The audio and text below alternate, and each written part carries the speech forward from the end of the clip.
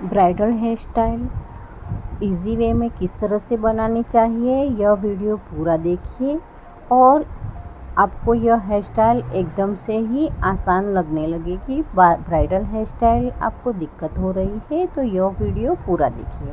सबसे पहले year two year parting कर लीजिए और पीछे के हेयर को इस तरह से पोनी कर लीजिए, ताकि जो हमारी आगे की हेयर स्टाइल हम करें, बफ बनाएं या टिक्का सेटिंग करें, तो हमारे जो पीछे के हेयर है वो हमें कोई दिक्कत ना करे। और अच्छे से हमें इस तरह से पोनी कर लीजिए और बीच प्रॉब्लम में नहीं से ही देंगे। मांग अब बना हमने लीजिए। पोनी करने के बाद अच्छे से टेंगल फ्री कर देने के बाद इस तरह से हमने टिक्का सेटिंग अच्छे से कर रही हूँ। और सबसे पहले मैंने इस आधे हेयर को क्रिम्पिंग कर दिया है और मैंने बीच में से पार्टिंग करते हुए अच्छे से टिक्के को मैंने टक कर लिया है और पिन से अच्छे से पिन अप कर रही हूँ। इस तरह से हमें पहले ही टिक्का को सेटिंग कर लेना चाहिए।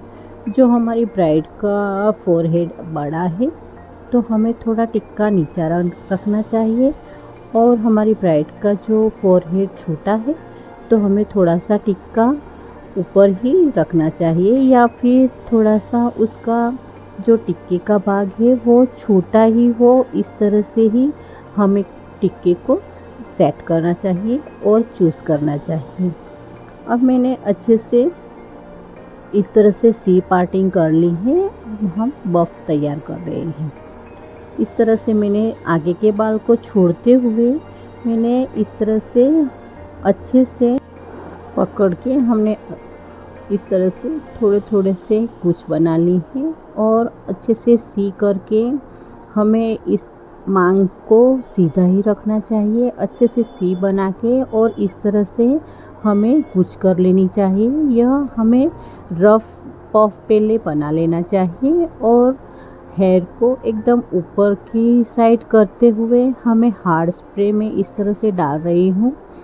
और मैं मेरी ब्राइड को चिढ़ा रही हूँ कि मैं इतना बड़ा पफ बना दूँगी, पर इस तरह से हमें अच्छे से उनको पूछ लेना चाहिए कि उनको छोटा चाहिए या बड़ा चाहिए। और मैंने इस तरह से मीडियम साइज़ का पफ बनाया है और पकड़ के अच्छे से हार्ड स्प्रे को पहले डाल दिया। फिर मैंने इस तरह से क्रॉस में मैं पिन को मार रही हूँ, और हमारा बहुत बड़ा नहीं और छोटा नहीं, यह पफ तैयार हो गया। और इसको रफली जो मैंने पफ बनाया था उससे मुझे एकदम साइन देने के लिए मैंने दूसरा सी सेक्शन बनाया है और अच्छे से टेंगल फ्री करते हुए मैं मांग एकदम ही यहाँ पे जब हेयर स्टाइल कंप्लीट हो जाती है, जो मांग आड़ी टेढ़ी होती है तो दिखाई देगी, इसलिए हमें अच्छे से ही देख लेना चाहिए। हमारी रियल ब्राइड है तो पहले ही हमें अच्छे से सी सेक्शन बनाए या सीधी मांग करें तो अच्छे से ही उसे निकालनी चाहिए। और मैं अब साइन स्प्रे डालते हुए मैं इस तरह से हमारा पफ कंप्लीट हो गया है।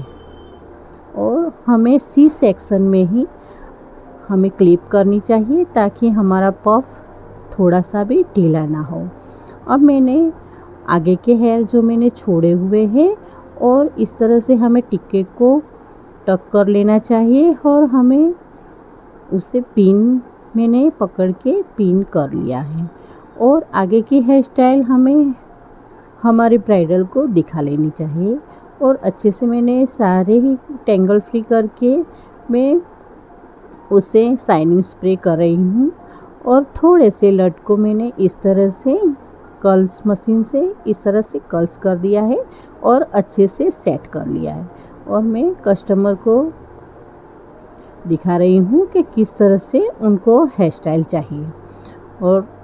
और हमारे मैंने साइड में उनको कुछ और नहीं चाहिए था तो मैंने सीधे ही करते हुए इस तरह से टक कर लिया है। और हमें देख लेना चाहिए कि एक साइड नीचा या एक साइड ऊंचा नहीं है, दोनों साइड ही आगे से हमें एक समान ही दिखना चाहिए। ऐसा हमें देखते हुए मिरर में हमें अच्छे से दोनों पार्टिंग को एक समान ही फुलाते हुए इस तरह से पिन अप कर लेनी चाहिए। और हमारी ब्राइड को पूछ भी लेना चाहिए वो कंफर्टेबल है या नहीं यह हेयर स्टाइल में, और अच्छी लग रही है या नहीं। और पीछे के हेयर हमने जो छोड़े हैं, मैंने एक्स्ट्रा जो स्टेपनी लगाई है और उसे मैंने एक बफ सा इस तरह से थोड़ा सा रफली बफ बना रही हूँ, और उसे अच्छे से हमें पिन अप कर लेनी चाहिए चिपिए से।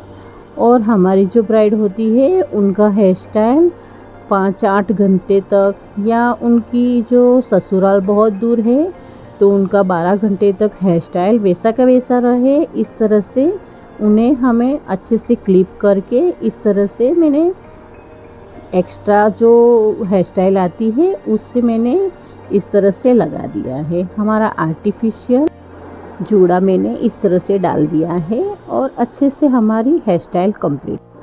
Thanks for watching.